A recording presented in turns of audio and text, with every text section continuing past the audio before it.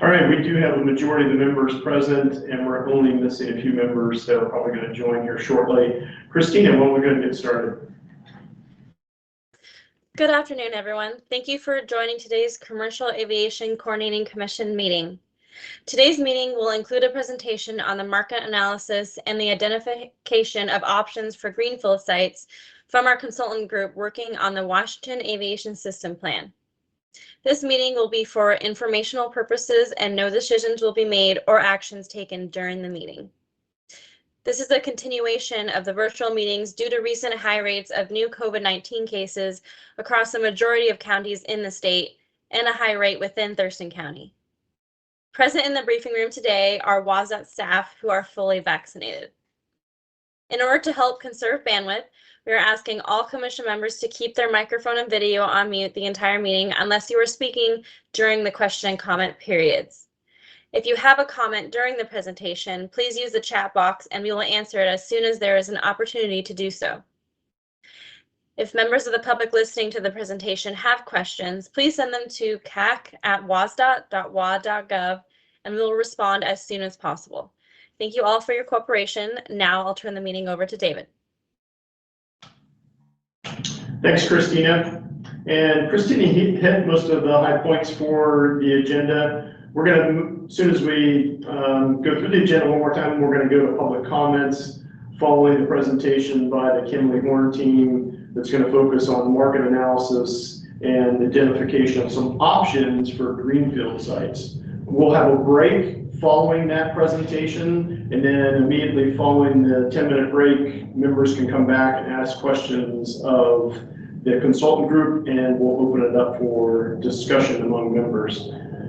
Prior to concluding the meeting, we're going to discuss next steps, and you can plan on a meeting invite somewhere around the third week in September. So Christina, back over to you, please. Thank you, David. We continue to receive public comments sent to the CAC email, and all comments are compiled and sent to all CAC members on a recurring basis for their review. We will now start the public comment period for this meeting. We'll work from the chat box submissions, and I will state your name, and you will have 2 minutes for public comment. If at the end of 2 minutes you go over, I will state your 2 minutes are over and ask that you please wrap up your comment. Please abide by the protocols of the commission meeting to help this meeting run smoothly, and again, thank you for your cooperation. After the comment period ends, members of the public may still make comments in the comment box, but we will not address them during the course of the meeting. Looking at the chat box, I don't see anyone who wanted to give a public comment, but I'll give a minute just to make sure.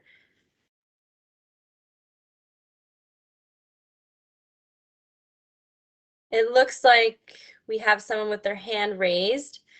Jan? Yes, can you hear me? Yes, I can hear you. I do have a comment. My name is Jan Witt, and I live in Thurston County.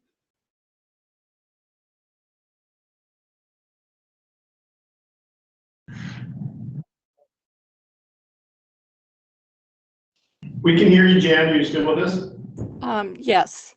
I've often rewatched the commission's meetings and open houses.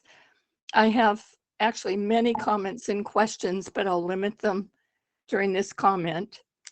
Last year, over 11,000 scientists signed a report signifying their agreement that the world is facing a climate emergency. An emergency is a serious situation requiring an immediate response to an immediate threat. To address the threat, leading climate scientists have stated that greenhouse gas emissions must be cut by 50% by 2030. Similarly, the state of Washington is committed to greenhouse gas reductions amounting to 45% below 1990 levels by 2030 and 95% below 1990 levels by 2050. There seems to be a huge disconnect between the direction that the CAC appears headed in and recommendations of leading climate scientists pertaining to actions that must be taken to avert a climate catastrophe. CAC meetings have included projections of growth in aviation. It's evident that the goal of the Cacc is to promote and accommodate such unfettered growth in the industry. Particularly given such growth, it does not appear that technological advancements designed to reduce aviation-related greenhouse gas emissions discussed during Cacc meetings will offset the overall contributions of aviation to greenhouse gas emissions during the timeframes of 10, 20, or even 30 years. If the statement is incorrect, please provide statistics and mathematics that would explain why. If this is correct, then please include this information in any report submitted to the legislature. I'd hope to make further comments, but we'll do so at other meetings. Thank you for this opportunity to comment. Thank you, Jan. Is there anyone else who would like to make a comment? Either raise your hand or put a comment in the chat box.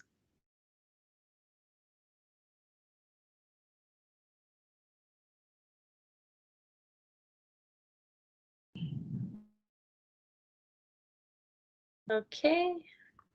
I don't see anyone else commenting. I don't see any hand raises. So I think that's, yep, okay. Thank you all for participating. This will now conclude the public comment, and now I'll turn it back over to David. Thanks, Christina. So for the presentation considerations today, first and foremost, we will not be making any decisions today. This is primarily an informational briefing from the Aviation Plan Consultant Group. So for those that have not been on these calls before, the consultant group from Kimley Horn is working on a parallel aviation system plan update for the Department of Transportation here in Washington. We're using that aviation system plan to leverage some of the information that's needed by the commission to make some decisions and recommendations. The aviation system plan work is independent of the Cacc. This is going to be the first look at potential greenfield sites using primarily technical analysis. There is going to be additional analysis that will be required on the most feasible sites, such as airspace, infrastructure requirements, and cost estimates that are going to follow. It's important to point out that as we move towards narrowing down this list of options, that we'll be reaching out through 2 virtual public meetings and an online open house that will be made available for additional public comments, where we'll present in concert with the consultant and get feedback from members of the public. So with that, I'd like to turn it over to David Williams, who's going to lead off with the presentation from the consultant group. David. Yeah, good afternoon. Thank you very much, David. So thanks for having us back here and to have a chance to speak a little bit about the work we've done. I think our last meeting we had was the April Cacc meeting. We presented information and we've done a lot of technical analysis since that point in time. And so we'd like to present what we found so far and share that with the Cacc. Next slide. So for our agenda today, we'd like to just make some brief introductions again for those to know who is on the call from the consultant team and presenting this information. And then we'll dig into some of this information that we have on our agenda. First will be our market analysis, and that's looking again at the demand, unconstrained demand, and airline understanding of this passenger demand. So we'll spend some time talking about that and our technical analysis in that area. As Dave mentioned, we have identified some options for potential greenfield site locations. So we'll spend a few minutes explaining what we found, where they've been cited, kind of that process that was done to identify potential sites. We will then spend some time talking through the evaluation process of each of those sites, of what information we use to analyze them technically, and we'll share each site's results with you on this call today. And so there's a lot of information that went into that analysis work, and each slide has some information about each location, and at the end we'll have a summary that allows you to kind of see each location and how some of those measurements have been done. So we think this presentation is probably about an hour of time to share the information. I know there's a lot of information in there. So as we get to the end, as Dave mentioned, we'll have time for Q&A. If there's some items that people would like to circle back on and understand further, happy to take some questions. So we'll kick it off with the market analysis. Kick it off with the introductions. And I'll go with our team first. And here on the call today, again, the Kimley Horn team's led by Pam Kydell-Adams, and then David Williams, it's myself, and then our Recondo teammates that are supporting us. We have Laura, our senior aviation planner, Jeff as our air service forecasting lead, and then Joe, who's our senior advisor supporting on greenfield site analysis. So that's who's here today, and looking forward to having a chance to speak with you and work through what we've developed so far. With that, I'm going to go ahead and turn it over to Jeff to start us with the first section. Thanks, Jeff. Yep. Okay. Sorry, David, do you have something to say? I may be getting a little feedback. Sorry about that. No, go ahead, John. Okay. So thanks, David, and thanks to all of you for spending some time with us today. Yeah, this study requires an estimate of future passenger demand that will essentially exceed the capacity of both Sea-Tac and Painfield airports, and that may require additional commercial airline service from another airport or airports in the Puget Sound region. In our market analysis, we've worked to develop that estimate by considering both the total forecast of passenger demand for the Puget Sound region through 2050, and also the airline decision process that may be used to ultimately determine which passengers are most likely to be accommodated with a limited capacity at Seattle and Payne Field, and which passengers may be accommodated at another airport or airports.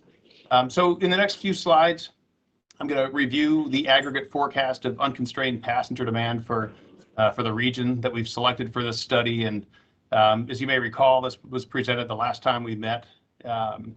I'll also describe our logic for analyzing how airlines might choose to accommodate future demand at Sea-Tac and Payne Field, and in light of the constraints at those locations, possibly another airport in the area or other airports in the area.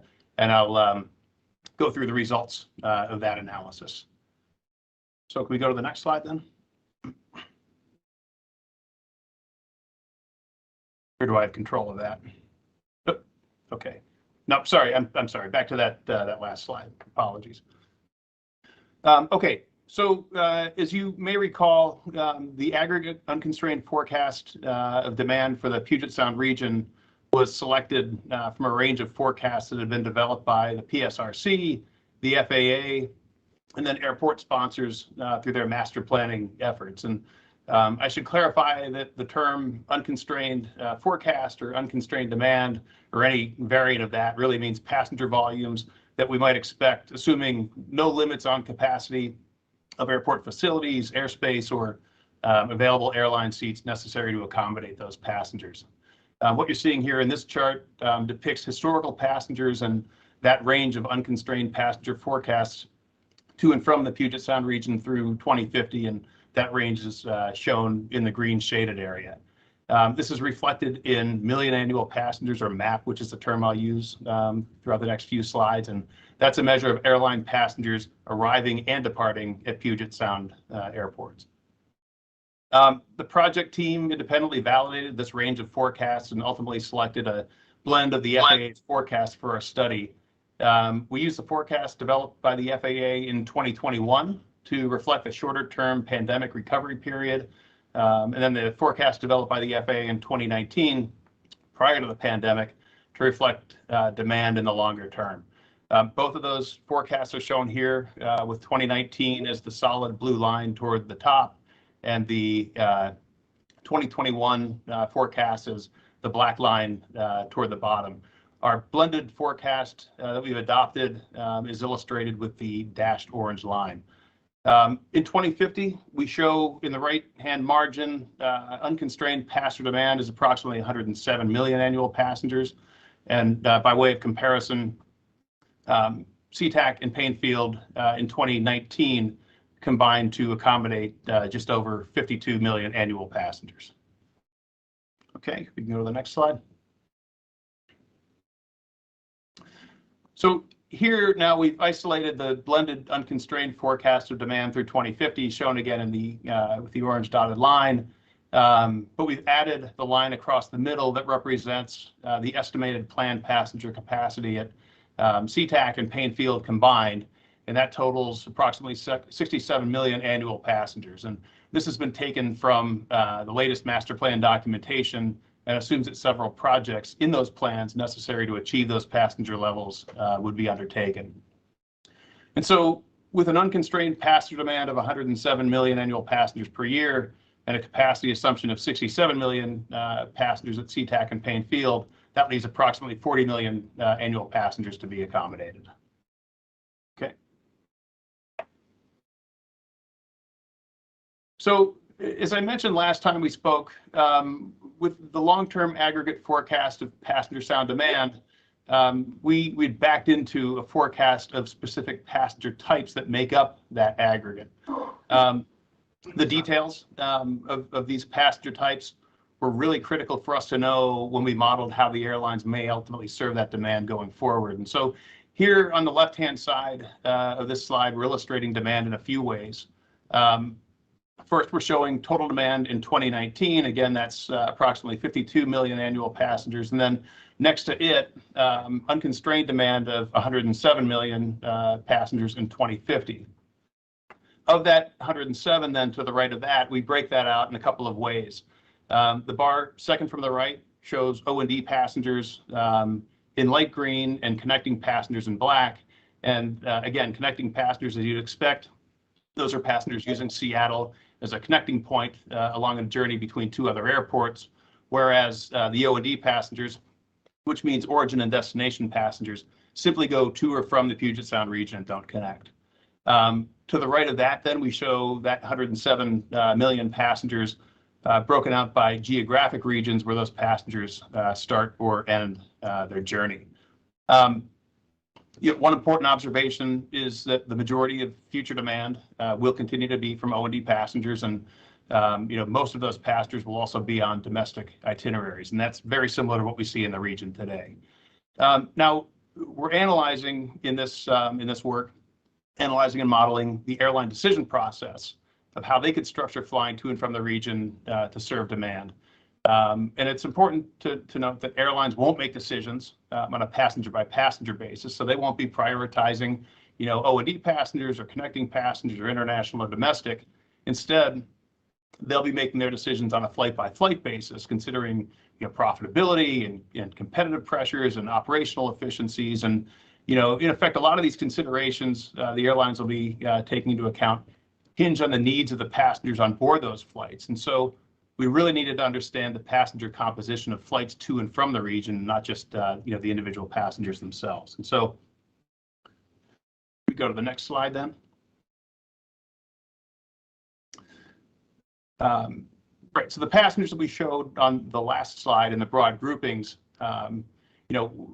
we actually have through our analysis a lot of additional detail attached to those, including routings, airlines, and fares. And so we were able to identify which flights to and from the region, those passengers would be potentially choosing in an unconstrained situation. And those would be flights to and from Sea-Tac or Paine-Field. And then we subsequently categorize those flights to and from the region based on the characteristics, either of the routings of those flights or the types of passengers on board that we'd expect to see. And so I've listed those categories here on the left side, along with on the right-hand side, characteristics the airlines would consider for each category when determining if a particular flight would be directed, either in part or in whole to another airport in the Puget Sound region, or if that flight would be best suited to remain either at Sea-Tac or Paine-Field. So just going through these very quickly, we've got international flight segments that really are sort of categorized by the origin or destination point of the flight itself. If it's to or from an international region, it's an international flight. Those are kind of unique in that they may require access to facilities to process international passengers. The international passengers on board, may actually have a preference for kind of what I've termed here, and I think I raised last time, a destination brand, which essentially passengers would favor a better known airport like Sea-Tac over, potentially a, lesser known airport in the region. Continuing down, we have high connecting flights, which, again, like it says, it's comprised largely of passengers who are connecting to other flights. And so when thinking about how to plan those flights, it's important to recognize they depend on access to other flights. And so, they may be more, suited toward, flying into and out of a hub. High O&D component flights, again, those are, essentially flights that have a high component of passengers going to or from the region and not connecting. And so, they have a strong ability potentially to stand alone and not necessarily rely on connections to other flights themselves. However, I'm going to show here in a few slides that these high O&D high O&D component type flights actually do carry connecting passengers, which may be vital to other flights at area airports. And so, rounding out our last flight segment type, we've got the more balanced O&D and connecting flights, and that's again, flights where we don't have a heavy weighting either way in connecting our O&D components, and some portion of those passengers on board may be able to fly to other area airports, don't require connections, but some component of those passengers on board may require access to connecting flights. And so, as you can imagine, the flights that require access to international passenger processing facilities and flights that really require access to other connecting flights are best suited to remain served at Sea-Tac, while the flights with larger components of O&D passengers may be more able to succeed at other another area airport or airports in the region. Okay, so we go to the next slide then. So continuing with that line of thinking, as we work through the airline decision process to model an airline industry route network in the region, the principles and assumptions that we're showing here were maintained. And we were mindful to preserve hub connectivity, maintaining the proper balance of flights and destinations at Sea-Tac to support connecting passenger demand. And again, I'll illustrate that here again on the next slide. But we assume that connecting passengers in our analysis would only be supported at Sea-Tac, and that the flights that ultimately are operated at airports other than Sea-Tac wouldn't be structured to support connecting passengers. We've also considered, given that not all future connecting passenger demand would be accommodated in the region, and that a portion of those connecting passenger demand could either be served, by a connection over another industry hub, or potentially on new nonstop service that may evolve over time between these various cities. And then lastly here, international flights, especially those outside of North America, the long haul flights, would likely be served from Sea-Tac for reasons I described on the last page. Okay, we can go to the next slide then. So, back again briefly to this notion of hub dynamics, and more specifically hub connectivity. I wanted to touch on that again using this illustration. It's an important concept that I want to make sure that I've explained it thoroughly. As we model the future network at Sea-Tac, Painfield, and other regional airports, we had to do so being mindful of the interdependency between flights at Sea-Tac, and especially those operated by the airport's hub airlines, Alaska and Delta, as well as their airline partners. So in this graphic, I show Sea-Tac in the middle with nonstop service from 4 cities, A, B, C, and D. The coloring inside each oval, A, B, C, and D, is significant. And that the light green area, or the light green coloring, represents the portion of O&D passengers on each flight, that is passengers, again, going to and from the region, while the dark green indicates passengers carried on those flights that then connect to other flights. As we modeled the future route network in the area, we had to identify flights that could reasonably be served at other airports in the region, which I've depicted here in this example as Airport E. So in this example, it appears that service from City A would be a good candidate for diversification to Airport E, that alternative airport in the region, simply because it's so heavily populated with O&D passengers who don't require access to connecting flights at Sea-Tac. However, we had to be careful, and we had to apportion flying from City A carefully so that enough flying from City A remained at Sea-Tac to deliver the connecting passengers that are vital to the success of flights to other cities, those being B, C, and D. So we modeled the future route network for each airline using an iterative process that looked at the impact of each flight movement to an alternative airport or airports, evaluating the likely success of those flights and also the resulting effects of on the remaining flights, that remain, for example, at Sea-Tac.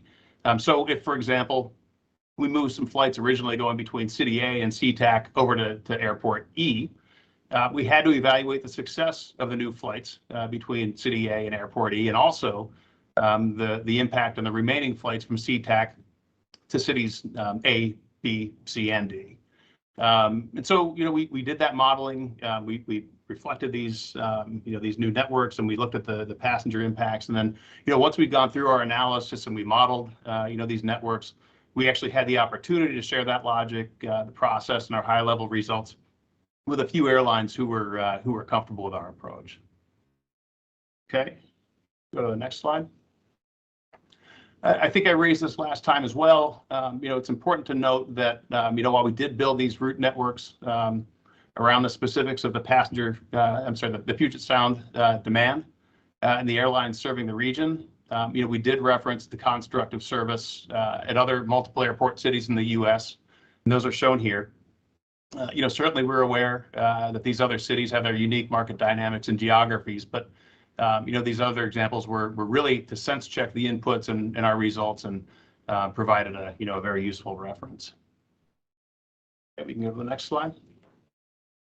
So now turning to the high-level results of the analysis and modeling, I've depicted those results here, illustrating the distribution of passenger demand across airports, breaking out, in this case, the components of O&D and connecting passengers.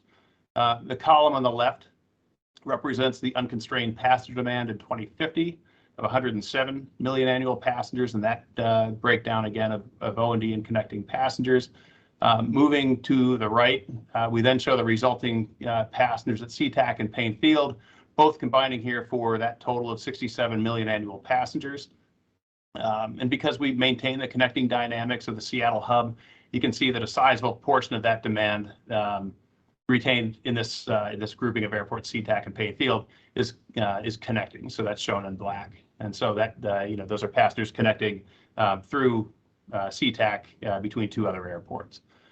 Continuing to the right, then we now have the portion of demand that would be potentially served at another airport in the region or other airports in the region.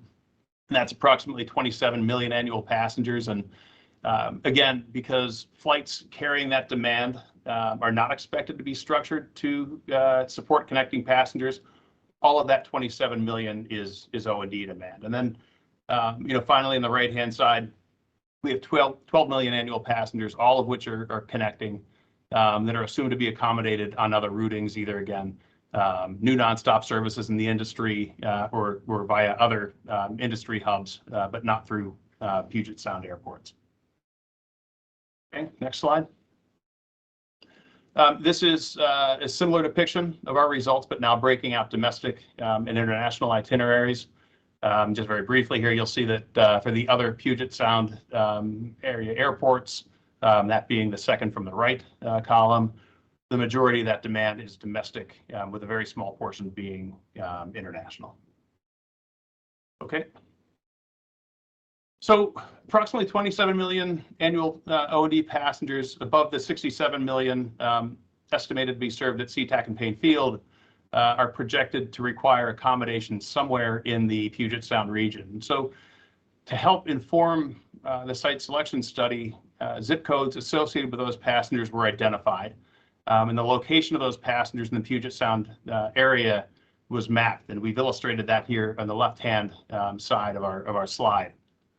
On the right-hand side is a very similar map, but that's showing the population distribution in the region today.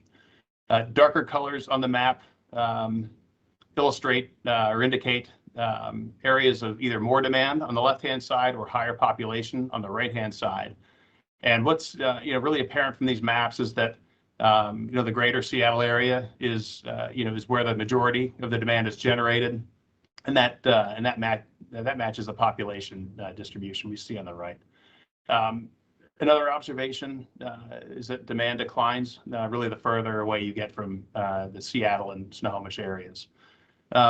Also indicated or illustrated on these slides, you see a series of dots. Those represent potential sites for accommodating excess demand.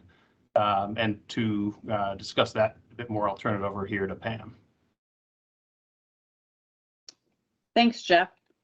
So as you noted, we've identified where the unaccommodated demand for air travel is being generated in the region, and our next step was to identify potential greenfield airport sites. Next slide.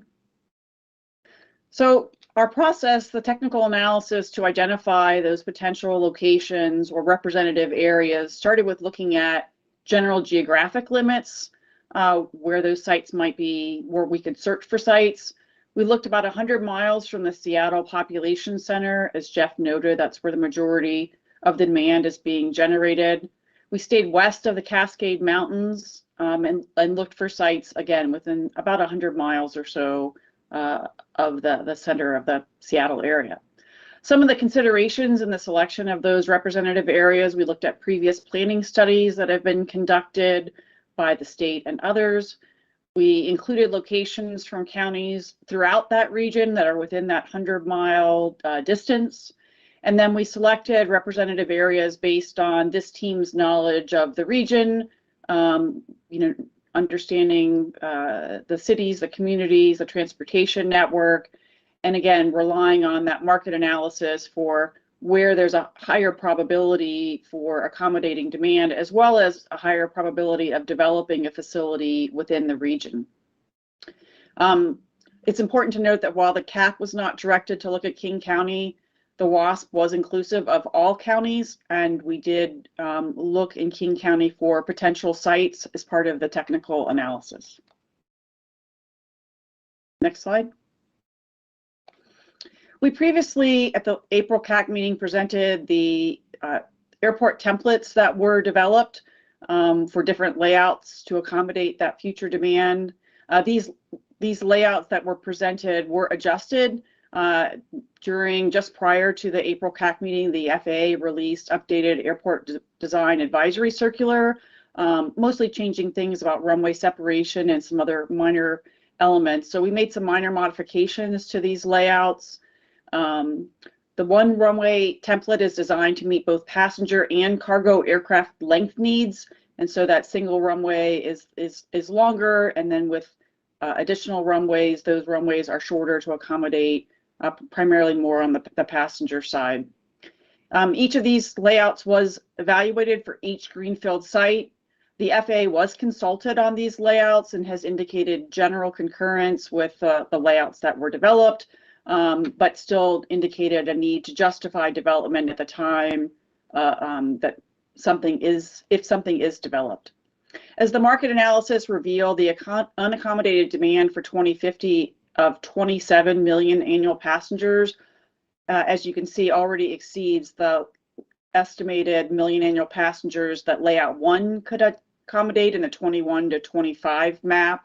Therefore, that single runway could assist with contributing to serving those passenger and cargo needs, but it would be beneficial for the site to be able to accommodate a higher demand level. As shown, the single runway or layout 1 short term is around 2,400 acres in size.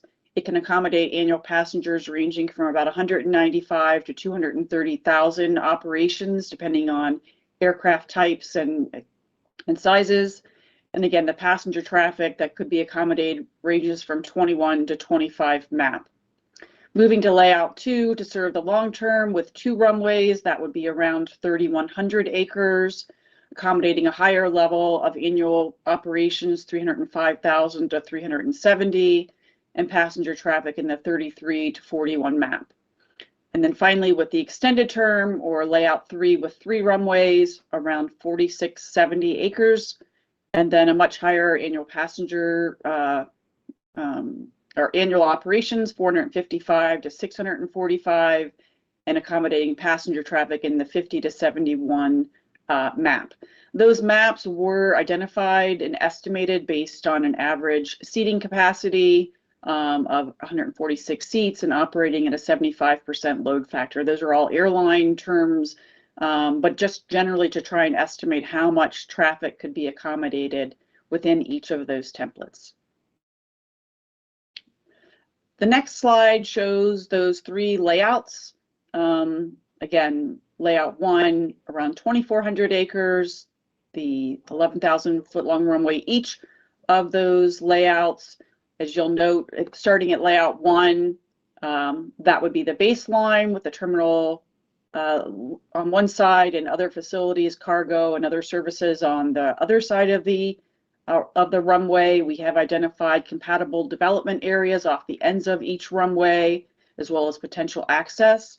And then as you grow to layout 2 and 3, facilities would be added beyond that. It's important to note that while we use these templates to look at potential sites and identify representative areas, that it's understood that in actual development of a potential airport, it would not mirror this exact layout. These templates are, again, they're used just to identify generally what potential impacts would be within the footprint of those templates. Moving to the next slide, recognizing that Cacc has done a lot of work on the existing 13 airport sites identified here on the map. There was an analysis conducted of the existing airports and their ability to accommodate layouts 1, 2, and 3. And our results generally confirmed the Cacc's prior evaluation regarding the inability of these 13 airports to accept all of the unaccommodated demand in the region. Also important is that Sea-Tac and Joint Base Lewis McChord, JBLM, were not included in the analysis. The other 13 airports were evaluated for each of those 3 layouts. Moving to the next site, through the work that we did, we identified 10 potential greenfield sites or representative areas. They're not presented in any order of priority, only starting geographically from north to south. So there are 2 sites identified in Cacc County, one in northwest, one referred to as southwest, 2 in Snohomish County, northwest and southeast, 1 in King County, southeast, 2 in Pierce County, east and central, 2 in Thurston County, central and south, and 1 in Lewis County. Again, these are generally within the borders of that 100-mile range from Seattle, the population center, and taking into account other factors of location and terrain. So as discussed, the focus was on the greenfield sites as the system plan generally confirmed the Cacc's analysis of the existing airports being unable to support the 1, 2, or 3 runway templates. Remember, the single runway or layout 1 has an 11,000 foot long runway, and then the 2 runway template and 3 has that single 11,000 foot and then shorter runways. The future phases of the system plan will examine the future roles of all system airports in the state, which will be an update to prior analysis that has been done. We'll be looking in there at the ability of those airports to support passenger, cargo, and general aviation forecast, all part of the Cacc's responsibilities moving forward. And with that, I'll turn it over to David Williams to talk about the evaluation of those greenfield sites. Perfect. Thanks, Pam. Appreciate that. So I'll start out with talking a little bit about our process for the evaluation that was conducted, and then I'll step site by site and report on what those evaluations and analysis provided for each site. So how we accomplished this, we utilized a 6-mile diameter for what we're calling each potential representative site. And then we located each of those facility templates, the 1 the 2 and the 3 runway template that Pam just illustrated here on the screen shortly within those 6-mile diameter locations. And that was what our area of impact was and allowed us to do that site analysis. We did not spend time best fitting locations or adjusting locations. We just generally placed them within those representative areas for this effort. We went through and evaluated 16 preliminary elements that fit within 6 criterion categories. Within 5 criterion categories. Those are the 5 criterion categories we shared at the last Cacc meeting in April, and I'll show here in the next couple slides as a reminder. We do want to point out this is some initial work and analysis. Some of the factors will require additional analysis to understand further. One of them specifically being airspace impacts. There's a lot of complexity with airspace in our region, and so those are items that weren't able to be conducted for all 10 locations in the time we had. We chose 8 essential factors to focus on for what we're going to show you today, and those are ideally are in terms of identifying what we see as major impediments to implementation, which we also call factors that are maybe harder to overcome to develop a new airport. And then for each site, we identified positive features and then major impediments, and then we compared and scored within each criterion so we can share that information with you. So that was the process we used. Go to the next slide. So on the left side, the criterion categories, those are the 5 categories we presented to you in the April meeting. Those are consistent with Cacc information, FAA advisory circulars. Those are overarching areas. The 16 evaluation elements are the ones on the right, so they all fit within the primary categories, and the ones that are bolded are the ones that we selected as 8 factors to further analyze and report on today. Next slide, please. So for each of those criterion categories, the essential factors are shown there on the right. So for the operational capability and capacity potential, we evaluate terrain impact and the ability to accommodate a facility. Under the development costs category, we looked at property acquisition, essentially number of parcels, in order to build a facility for the 1, 2, or 3 layout facility. Under environmental factors, we selected 4 items: environmental justice, floodplain impacts, wetland impacts, and incompatible land use. And then under market factors, we selected population served and then unaccommodated passenger demand. The ground access criterion, while important, we didn't list it as one of the essential factors, but some analysis will be done on that work as well as needed in the future. Next slide. So I'll talk a little bit about what we actually, our description of what those essential factors are, what we were checking, measuring, so you can see what that information is when you're seeing how they are being evaluated. So I'll kind of go one by one here for you. The first with the terrain impact, we looked at the percentage of the property that was within plus or minus 200 feet of the average site elevation. So looking to understand if the property was generally available to develop for an airport site. Over 200 feet makes it a little more challenging without diving into the details. And we use county GIS survey topographic information for that. The property acquisition category, we looked at the number of parcels to be acquired. We utilized the county assessor information for all the counties that illustrated locations of parcels. And as we put down those templates, we just wanted to get a understanding of number of parcels within that area. And they ranged from in the low 300 number of parcels for a site to nearly 2,000 parcels for different locations. So want to understand those impacts. For environmental justice, we looked at, we used the EPA's EJ Mapper tool. And that looked at percentage of population within 5 miles of our templates that are low income, people of color, and limited English proficiency. So essentially we looked at a 5-mile diameter, a 5-mile radius from our site locations to try to understand from an environmental justice perspective.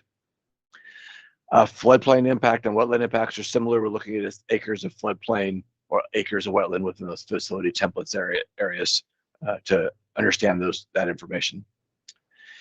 Incompatible land use. What we did for that is looked at the percentage of land surrounding the facility that's either residential, religious, or educational usage. And that's within what we are estimating as a potential noise buffer. We haven't done any strict analysis for a new location, but we have estimated a noise buffer area may be up to 2 miles from the runway end and 1 mile wide. So we looked at that footprint of area for each of those facility templates to understand what percentage of land was incompatible land use in those areas. And then for population served, we looked at the estimate of the actual population within a 90-minute drive time from the population to the greenfield site location.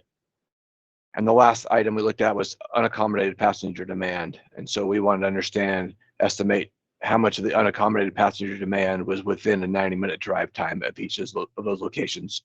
So utilize some of that information that Jeff shared on that mapping earlier in this presentation. So those are the criterias. And now I'm going to spend a little bit of time on each each greenfield site location and kind of talk through the information that we've generated and analyzed. So we've developed this exhibit, and we'll use the same layout for all locations. We have a map on the right side of the screen to provide some proximity and general location of where we're looking at. We have our chart in the middle of the slide that lists the criterion category, the essential factors, and then our scoring based on layouts 1, 2, and 3. And then the far left side, we've included some bullet points for things that are essential compatible features, things that are scoring well in this area.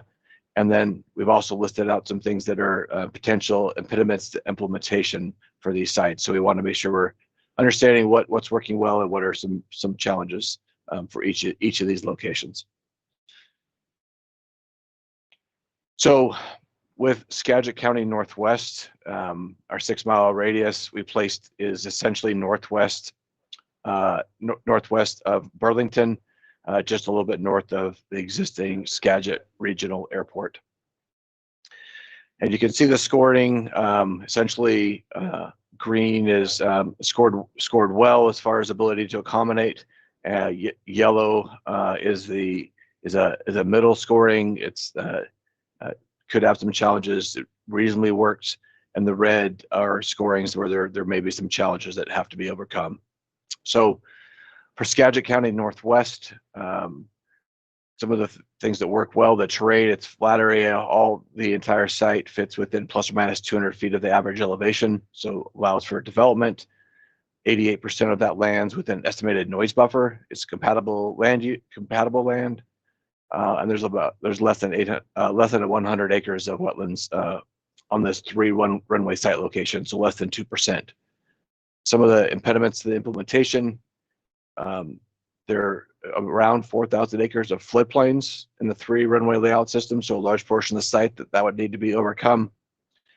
And then looking down at how we're serving the market, this location can only serve 4.4 million annual passengers within the 90-minute drive time.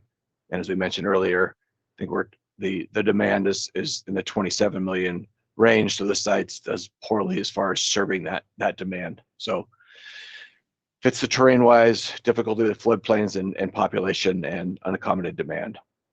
We'll go to the next slide. So this one's Skagit County Southwest. So this is the sites also in Skagit County, west of Interstate 5, south of Highway 20, essentially between LaConner and Mount Vernon. So looking at how this site has done, you look at essential compatible features, 93% of the land with an estimated noise buffer is compatible with this development. Again, terrain-wise, all the site sits within the plus or minus 200 feet of the average elevation with no major obstacles. Some of the impediments to implementation, again, this site has 4,500 acres of floodplain, so a large portion of the site has floodplains within it. Looking at the environmental justice category, 36% of the population within 5-mile buffer zone are people of color, so it receives higher marks there, a little more challenging from that perspective. And then when you look at the unaccommodated passenger demand, we scored that as yellow. It serves 6.4 million annual passengers within a 90-minute drive time. So not at the low end, but it's still not getting to the numbers that are looking to accommodate for I'll say the Western Washington region. Next slide, please. So I'll move one county south to Snohomish County. This is Snohomish County northwest, essentially west of I-5, a little northwest of the city of Arlington. When I look at the scoring, and to point out, while some of the sites we looked at show similar rankings for layouts 1, 2, and 3, you can see here the Snohomish County Northwest rankings 1 on property acquisition is green, and as you move to layouts 2 and 3, it becomes yellow. So we did do the analysis for each one. In some cases, it's the same. Some cases they're a little different as the template gets larger in size. So the essential compatible features for this site, the unaccommodated passenger demand. This site actually is able to get to nearly 20 million annual passengers within a 90-minute drive time. So the site is starting to serve the demand that's projected. There's also less than 75 acres of floodplains on a 2-runway layout system. Some of the impediments to implementation, more than 10% of this project site has elevation variations more than 200 feet plus or minus from the average site elevation, so it becomes more challenging from a terrain perspective to develop a site. Kind of in the middle areas with wetlands, you have about 350 acres of wetlands on the 3-runway system, so that's a little bit of a challenge to work through. And then from environmental justice, 22% of the population within the 5-mile buffer zone we discussed are people of color.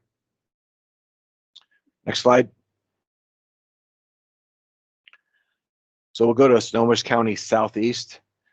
This location is east of Highway 9, kind of just, I'll say, north of Highway 2, between the cities of Snohomish and Monroe.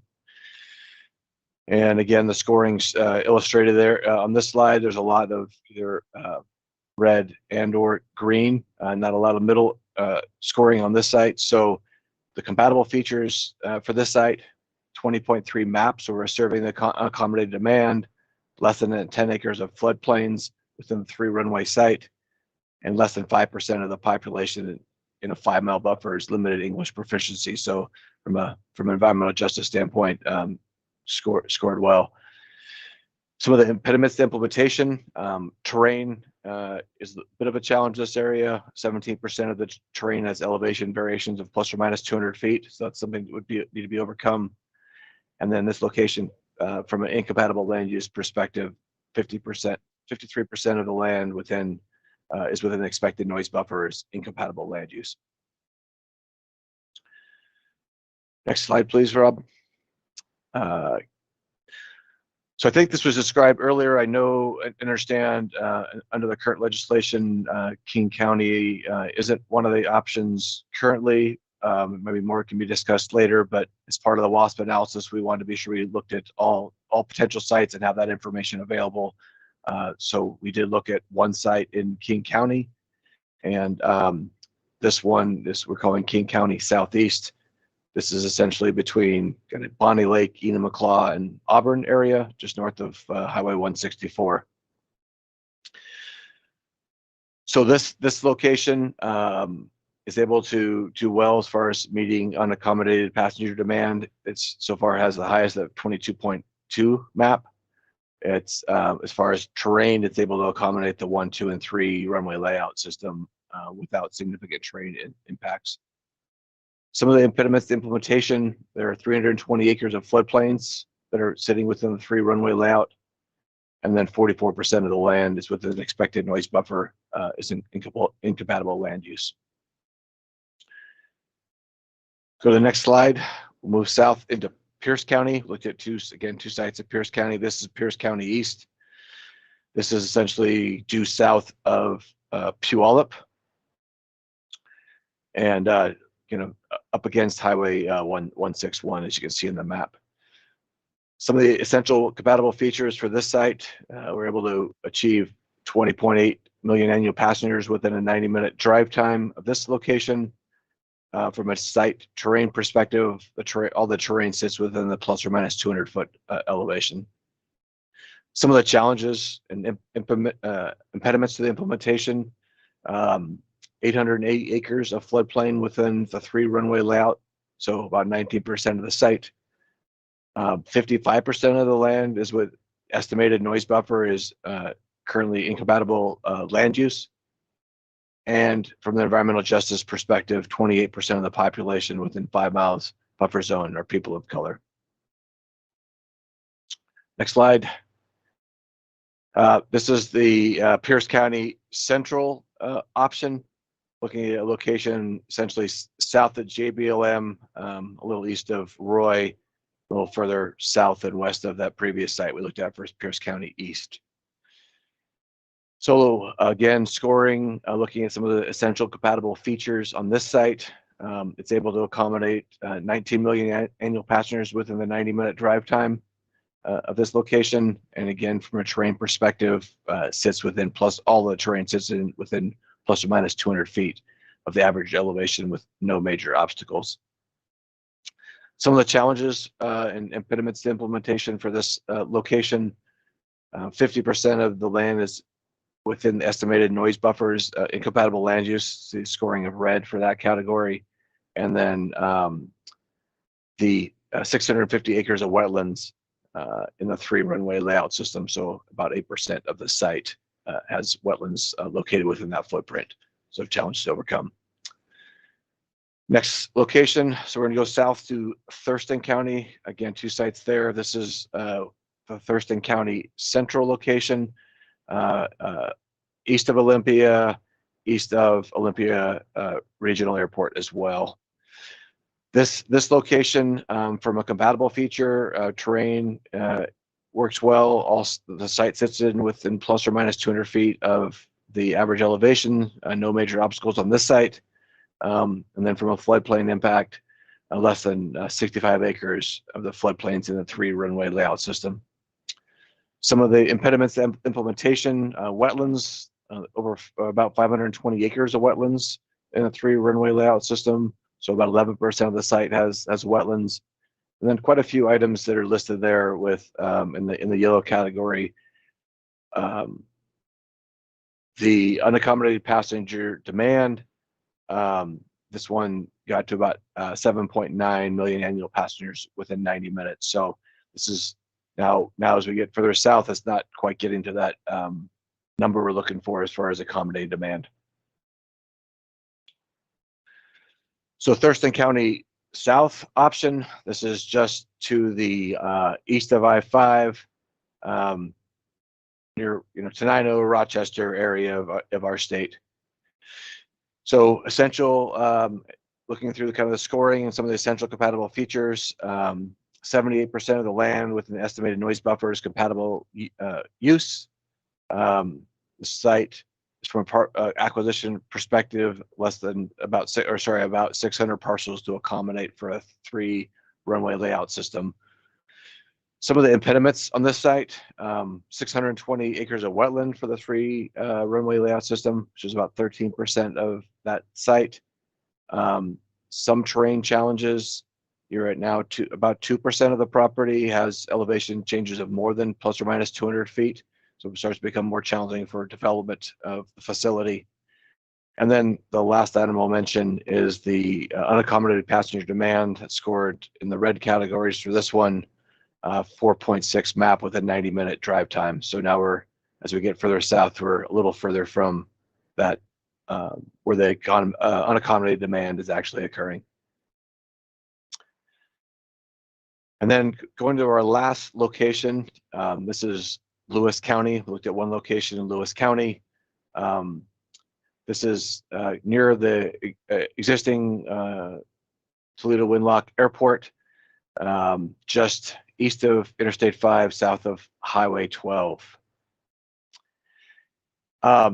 Essential compatible features for this location, works well from the terrain perspective. You get all terrain sitting within plus or minus 200 feet of the average elevation. This one also is at the low end of all the sites we looked at as far as parcels, 307 parcels to accommodate the 3 runway layout. There's some challenges with this site, some of the impediments to implementation. From a wetland perspective, 750 acres of wetlands in a 3 runway layout systems are now at 16% of the site. Looking at 45% of the land within the expected noise buffers, currently incompatible land use. And then you start looking at some of the market factors. The unaccommodated passenger demand at this location only gets you to the 1.2 million annual passengers from this location to what the demand is. So that's a lot of information. I saw a few different comments coming through chat. Maybe Dave, I'll talk to you after this and see which ones have been answered, which ones we might need answered during the Q&A to be sure we get to them. Wasn't able to catch them all on the fly, but that's site-by-site summary of site-by-site review. And what we're going to do next is do a summary, and we'll look at it out at each of the layouts. So layout 1, layout 2, layout 3. So remember, as Pam mentioned earlier, layout 1's the runway layout, 2,400 acres in size, 21 to 25 map approximately, and 195,000 to 230,000 operations.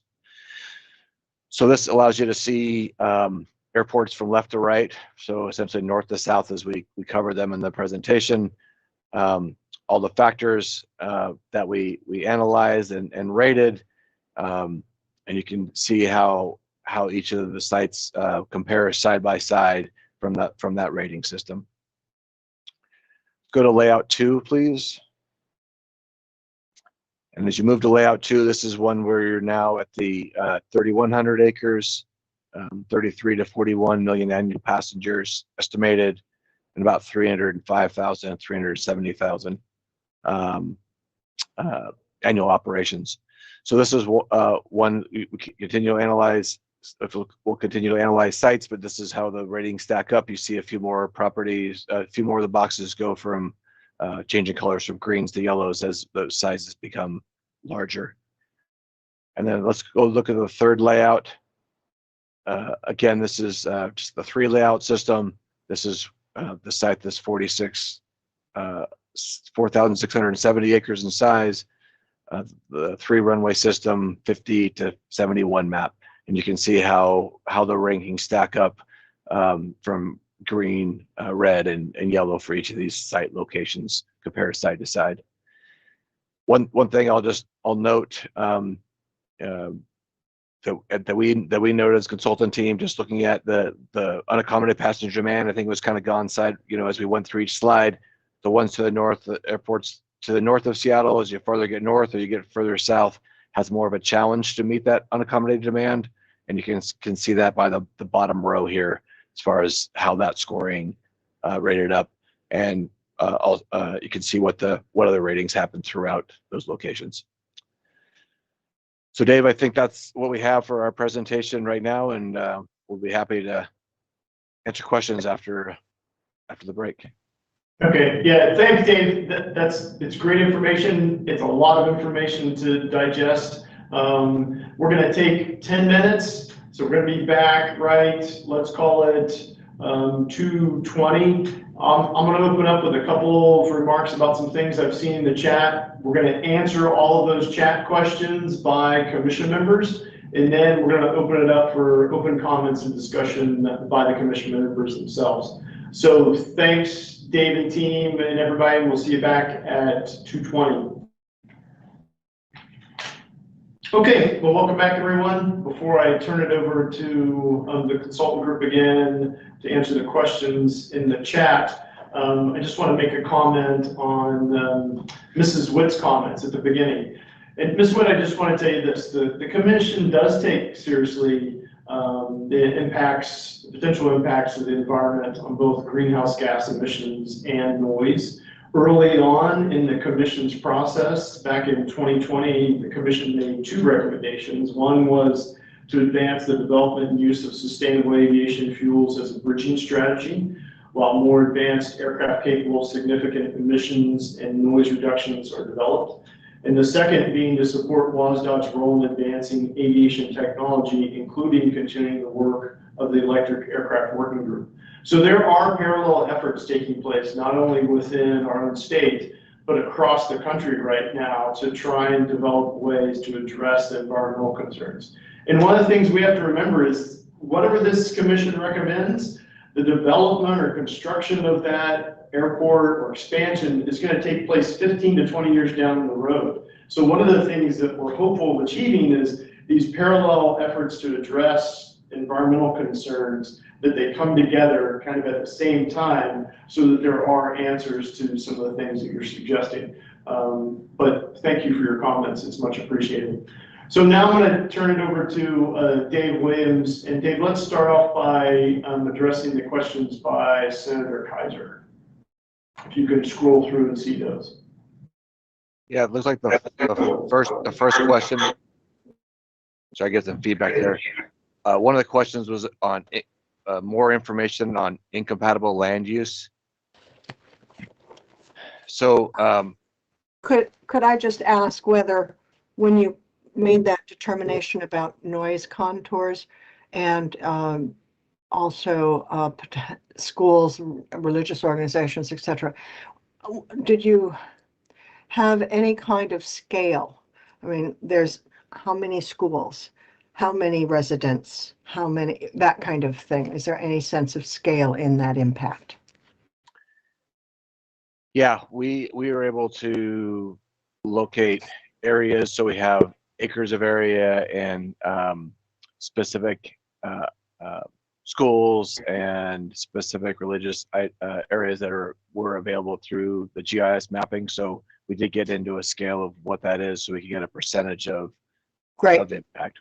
Yep. Yeah, I just feel like I need more information about these locations, because from a 30,000-foot map view, you really can't judge.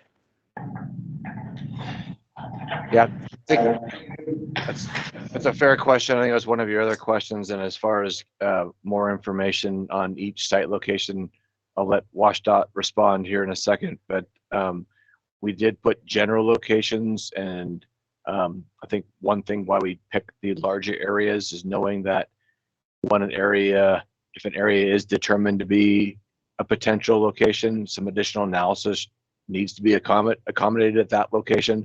So a spot where this analysis is done now, it could shift slightly to accommodate those different items that were listed.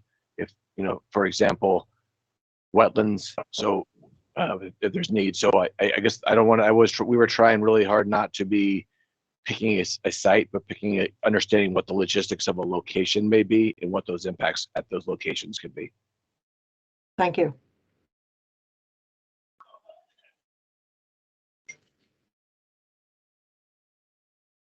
The other question I think I understood was there was a question about Pierce County east option.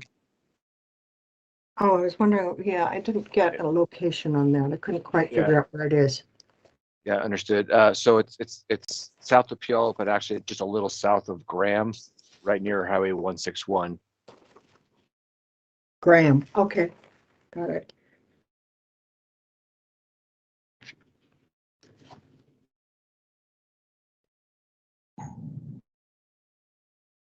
Sorry, I'm looking through. Senator Kaiser, was there any other questions you have that you didn't get a response to at this point? I'm feeling good about, I just need more information about, in a more of a, not such a high level, but a more on the ground level for these sites. So if you have that information and could share it, that would be helpful.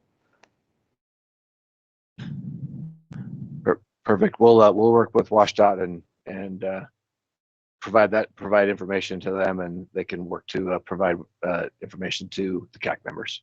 Great. And I would add to that, as we look at the most feasible sites, we'll be drilling down into those areas in much greater detail. Senator Kaiser. Yeah, I agree. I'm not asking for minute detail on all of the sites because we will have to narrow the scope down over the next few months. Correct. Thank you. Rob, can you move to the next slide? We got hands up. Yeah. Okay. So as I open this up to questions, one big reminder I want to put out there is that we are going to have 2 virtual public meetings and an online open house discussing not only this meeting, but also future work by the commission as we narrow those sites down. Again, this was a lot of information, so we're going to just open this up for questions. Think about what your first impressions are and let us know. So I think Representative Warwall, you had your hand up following Senator Kaiser. Go ahead, please. Thank you, and I appreciate this presentation. I do have some background noise, so let me know if you can hear me clearly. It's fine. It seems, am I fine? So, with the different scenarios of 1, 2, or 3 runways, seems pretty significant trying to really understand which greenfield sites could be viable. And one of the questions I have is, like, I'm still not understanding what our true capacity is and what the need is. Like, I don't know what the capacity of Payne Field is in the future. And is that what you're going to factor in as you decide on the greenfield and how many runways are needed? Yeah, I guess we wanted for this effort to look at the capacities that each airport and their sponsor has programmed out. So we took the information that Sea-Tac has planned and programmed and documented for their planned capacity, and we did the same for Payne Field with their going through their planning process. We also recognize that each jurisdiction, each sponsor gets to do the planning for the airport that surrounds their community or their community needs. But in the subsequent phases of our WASP work, we are looking to evaluate potential capacity increases. I'll say specifically at Payne Field, and this is outside of what Payne Field may be doing with their planning efforts. But more of a look from our perspective on would there be a way to accommodate more capacity at that airport, and then what those ramifications may be if they do accommodate that. And that'll be, once we're in the next phase, we'll complete that work and we'll be able to share it with what's washed out in this commission. Thank you. Jeffrey, you had a question. Thanks, thanks, David. And my question is for the other David. Thanks for the presentation, very, very informative. My question is very simple. Did you look at airspace capacity or constraints in evaluating any of the 6 sites? Any of the greenfield site? Are you sorry, Jeffrey? Be sure you're asking me, correct? Mm-hmm. Yes. Yeah. Okay. For the greenfield sites, we didn't. The airspace was very cursory. It was on the ground, Part 77. It was not the airspace system. We need to get support from FAA to really understand those constraints with the complexity of airspace. Because I think as you the sites that are closer to other airports, then airspace becomes really significant. All right, thank you. Agree with you, Jeffrey. It's definitely a significant item we got to address. And that is what we're think is one of the critical factors in the next phase of work, as well as looking at the airspace. Robin. Thanks, David. I have 2 questions, and maybe it's too early for them. Number 1, did you look at the transportation infrastructure around each of these sites yet, or is that later on? And number 2, when will we look at what the estimated cost would be? Are we looking like way out in the future for those two things, or is there any feedback you have for me on that? Thank you. Yeah, as far as maybe Rob, if you were still the slideshow there, if you could slide back up to those criteria we evaluated. So we mentioned 16 criteria. Of that, we did analyze roadway from access to highway and access to transit. Go up one more slide, I think it is. Sorry, up one more. So yep, there was it. So underground access, we looked at highway access and transit access. That was some of our analysis as well that we've conducted.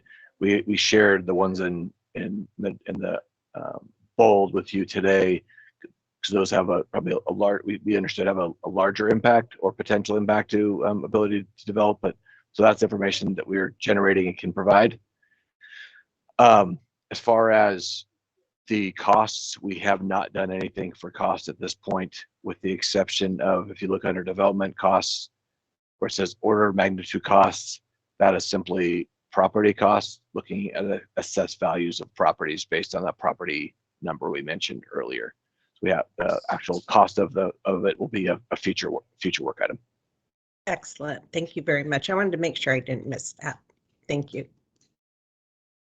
That actually gets at one of the next steps that we'll talk about here in a minute. But as we once again try and help the consultants narrow down those options, we'll be reaching out to other entities within WSDOT for all the different modes of transportation, for any ongoing studies, projects, construction work that we know is going to occur in the future, but also to reach out to things like public county works departments to talk about challenges that they would see at any particular site. So a lot of work to do in that area as we drill down into it. But there is going to be a cost factor that also comes with that we hope to analyze. Jason. Oh, hello. Thanks. Yeah, so this is maybe a question more for next steps. So, these are greenfield sites. There's a bunch of criteria. Thinking back to the work that we did for the aviation baseline study, looking at existing airports, there are, of course, all sorts of criteria that we looked at with them as well, including things like added population benefit. So these greenfield sites have all been evaluated independently. Is there going to be some cross-referencing between these greenfield sites and the existing sites to establish some kind of baseline criteria for them to stay on this list? So for instance, you get a Skagit airport, very minimal additional population benefit. If it's not living up to the potential benefits of some of our existing airports, to the airports in other places around the region, does it drop off the list? Like at what point is it not worth pursuing compared to the expansion of an existing airport facility? I think Rob wants to answer that, so let's give Rob an opportunity. Let me try to answer that. Jason, thank you for that question. So, the CAC already in previous work identified that Payne Field has potential to grow to accommodate more passenger and air cargo capacity. The rest of the airports the existing airports really didn't have that capability for one reason or another. And so we've kind of moved on past that, with the exception of Payne Field, and are focusing on the greenfield sites. And so at this point, as been mentioned a couple of times, it really is removing greenfield sites from the list, culling down the list, if you will, in order to focus the time and effort towards the sites that have the greater potential. And as David Williams mentioned, Payne Field is an area that needs consideration. You recall from the million annual passengers for both the Snohomish and the Snohomish County locations, they were hovering right around 20 MAP. And if those sites otherwise aren't suitable for greenfield development, there's the MAP in that region is still there and Payne Field is there. And so we are looking collectively, holistically at how to solve the problem. But with the exception of Payne Field, we really don't see an airport that has potential to meet the scale of demand that has been forecasted in your study. So we're really focusing on the greenfield sites and trying to reduce that list down based on the potential of the various different attributes. There are 17 attributes, as David mentioned. 8 were highlighted today because they're the most impactful. The other 9 are still important, but have not nearly as much impact as the 8 essential factors. So hopefully that answers your question. Yeah, thank you. Jeffrey, do you have another question? Yeah, I have a question. Good question, Jason. That will trigger a question for me in my mind. So are you guys going to look at how let's assume you find a new greenfield site. How does that new airport operate as a system with Sea-Tac and Payne Field? I will give an example. I'm just a speculative example. Let's assume that 75% of the traffic coming to Sea-Tac comes from north of Seattle, and you choose a site in south of Sea-Tac. Are you going to influence or get the ability to draw passengers away from Sea-Tac? How does that additional airport operate as a system with the two other airports to balance the use of the airports? That might be a Jeff Stanley question, or that could be a David Williams question. That certainly is beyond my skill level, but I think it has to do with really how the airlines make their decisions. David Williams, would you agree with that? I'll let Jeff jump in if you'd like to share something, but I would say at this first stage, we are not trying to determine what airport's taking from what location. I think we're trying to understand what that demand will be. So if we are looking to see that if some analysis works that shows that we can get some additional capacity at Payne Field, that helps that accommodate demand. All right, what is that demand for their other locations? And we want to make sure that it does kind of balance out. But I don't think we're going to spend, we're not going to map that out directly at this time. Yeah. I think at some point you have to look how the 3 airports will operate. The entire systems of the airport operate as a system. Yeah, this is Jeff. I'll just chime in too. I agree with the notion that the airlines are going to sort of, schedule at the airports sort of as market demand necessitates. And, I think that, like I said, the market forces will play out. You'll have competitive forces, you'll have, you'll have economic forces, but, ultimately, the airlines will be the ones who determine, how the airports interact. Thanks. Senator Kaiser. Thank you. Two things. One is, I think that the assumptions in the presentation include the full build out of the Sea-Tac SAMP, correct? So that we have absolutely got every possible gate and foot used at Sea-Tac, if I understand the presentation. Is that correct? Assumes the full capacity that's published by Sea-Tac of their program capacity. And I would just mention that currently, I believe the acreage of Sea-Tac with 3 runways is about 2,500 acres, which is about appropriately what you have for layout 1 for a 1 runway airport. So we're shoehorning as much capacity into Sea-Tac as physically possible, and maybe more than. And I'm going to suggest that maybe your templates could be adjusted to be a little less generous, in that if we could get 40 million AMPs out of a Sea-Tac, maybe we could get 20 with a smaller layout 1. Just suggesting. So Senator, I'll address that. There's trade-offs in trying to do something like that. So the more area that you have around an airport that's available, the larger the buffer that you create. And that buffer has a big impact on noise to the local population. So that's one of the considerations that you have to think about when you're trying to squeeze more into less space. Oh, I'm well aware of that, David. I know, Senator. I know. Okay, other questions?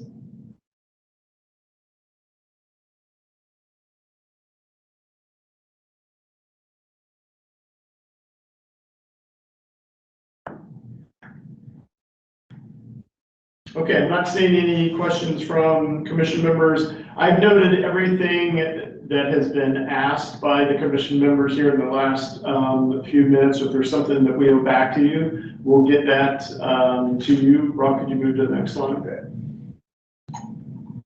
So in regards to next steps, WSDOT is going to work with the Kimley Horn Consultant Group to reduce the list of the most feasible sites, as Jason was talking about, and then we'll bring that back to commission members for consideration. We acknowledge that as we call down this list, that more analysis needs to be done so that we kind of focus in on each one of those areas. We know we have to get down and talk to members of the public. We know we need to talk to Public Works. We know we need to talk to local planning organizations about things that are planned, where there's challenges with no road networks, et cetera. So there's a lot of work just to get the list down.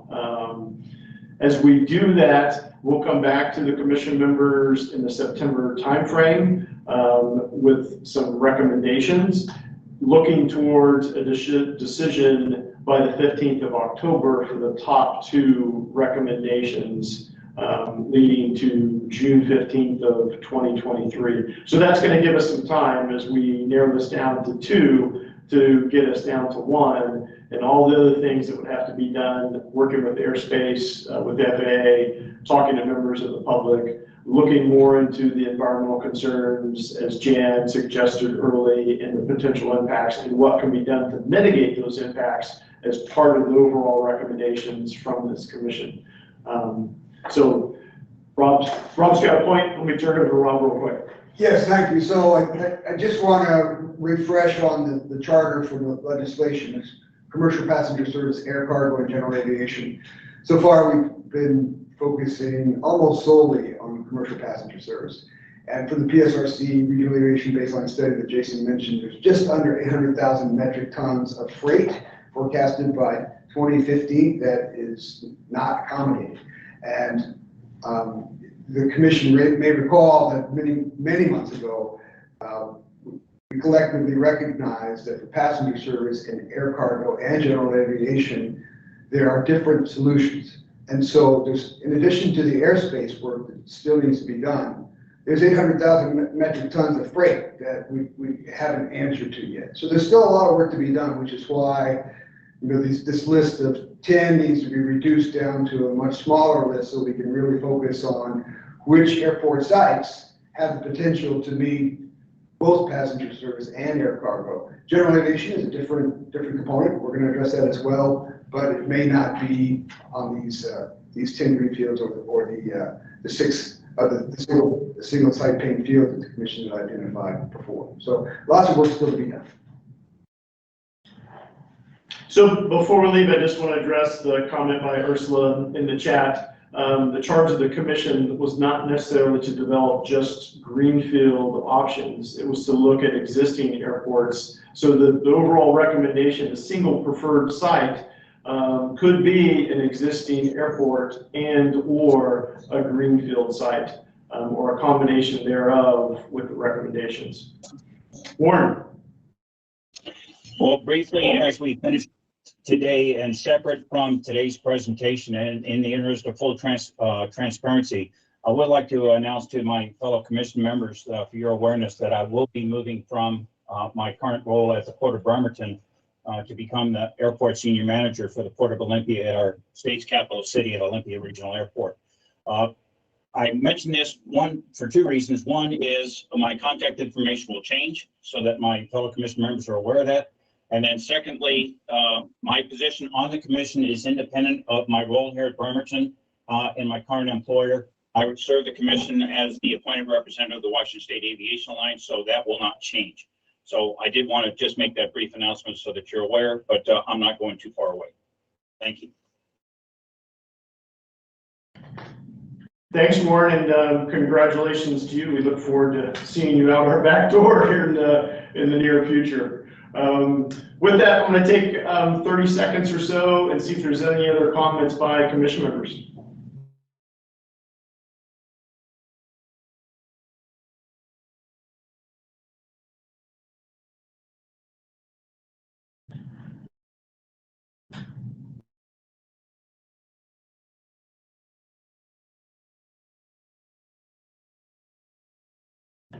Okay, thank you everyone, and enjoy the rest of the afternoon. We'll talk to everyone soon.